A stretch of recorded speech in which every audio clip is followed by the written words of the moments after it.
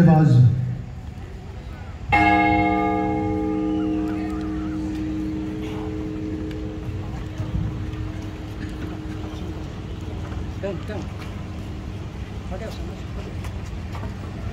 बागीवोज सुसेवाज दाव्या हातान कुरीस आसा आनी विस्पाचे कोंके आनी तोप सोकला दिसता.